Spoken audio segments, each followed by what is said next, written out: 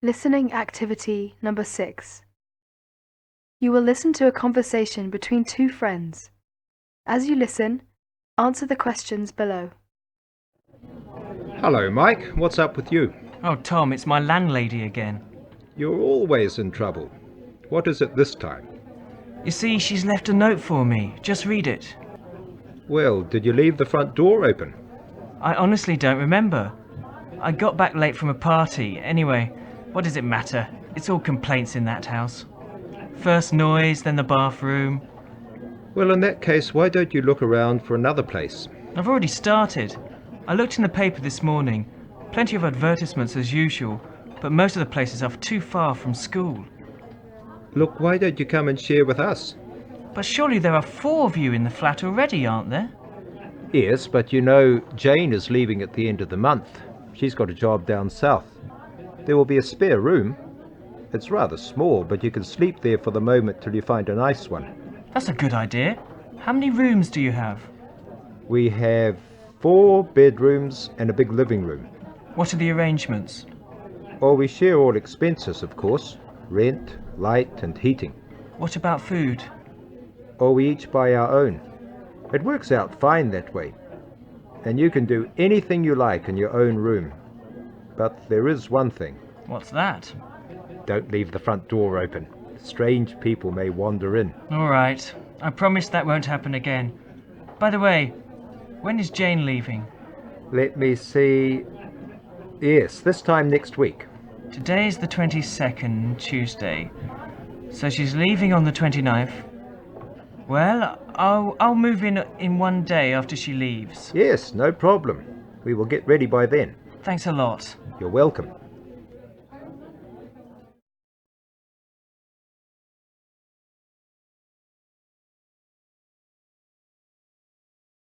Listening activity number 7.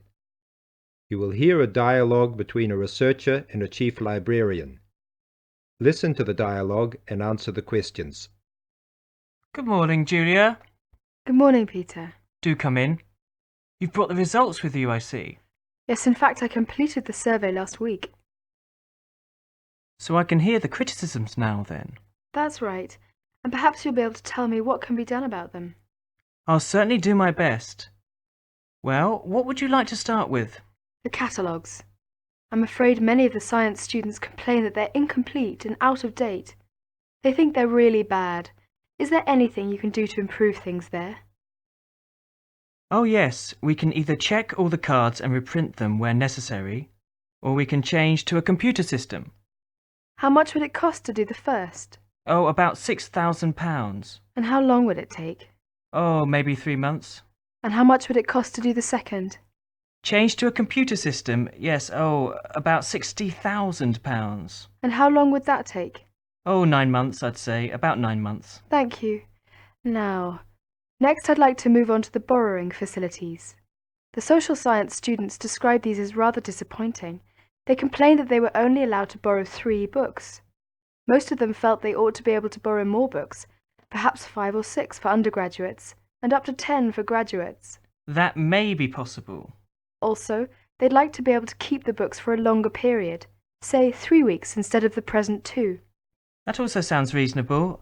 I'll see what I can do.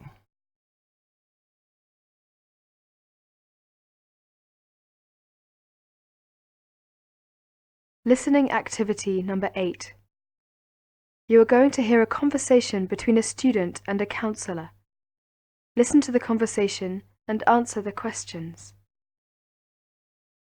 Good morning. Sit down, please. Good morning. What can I do for you? I've come for some advice. My name is Sophie Cole and I'm Italian. I came to this country about 6 months ago. Yes? And I don't know if I can use my qualifications here. Maybe I need to do another course. And then I'm worried about my English. You see, I'm worried about not understanding people very well. I see. Well, I need to get a bit more information about you.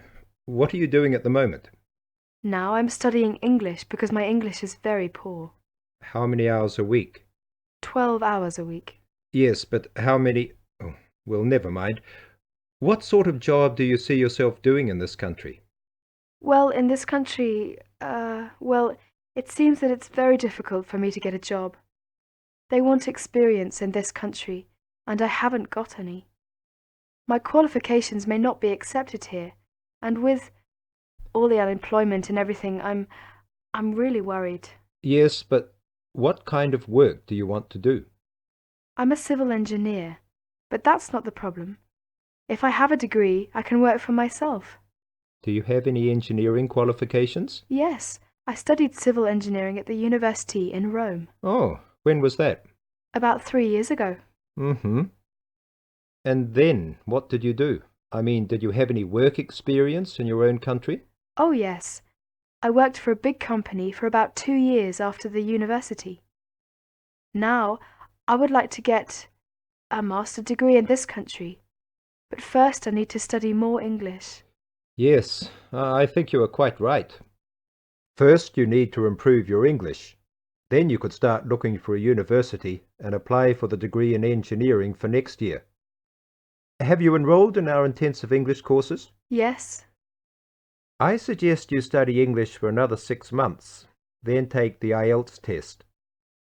This test will check how well your English is, and the score will be accepted by all the universities in UK.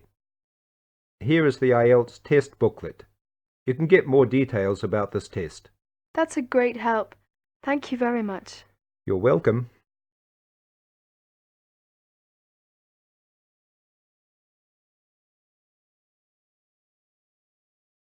Listening activity number 9. You are going to hear a talk about the services in Ealing College. Look at questions 1 to 10. Now listen to the first part of the talk and answer questions 1 to 10. Welcome to Ealing College of Higher Education. Today I'll talk about student services at the college. All student services are to be found in the North Building. Social life and some of the welfare services are run by the Student Union, of which all students are automatically members. After enrollment, take your receipt to the Student Union and they will give you your student card. Your student card also entitles you to membership in the Student and Staff Club. The Student Union will give you a handbook which gives more details on all the services offered, plus more information on the health service, accommodation, and so on. Let's talk about medical services first. ECHE has a student health centre. The centre is open from 9:30 to 8:45, Monday to Thursday, and from 9:30 to 5 on Fridays during term time.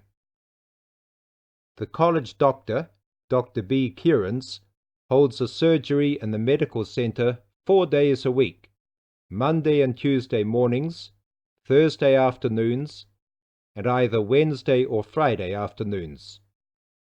The nurse will tell you which one on any particular week. Appointments for these are made through the nurses and are usually for the following day. Outside of these times, Dr. Kearns can be found at her surgery, which is located at number 2 Ascot Avenue, W5, very close to the college. During your stay in England, you must register with a local doctor, and if you live in the London Borough of Ealing, you can register with Dr. Kearns.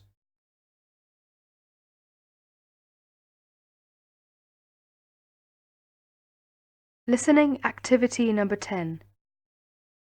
You will hear the last part of the talk about the services in the college. Look at questions 1 to 10.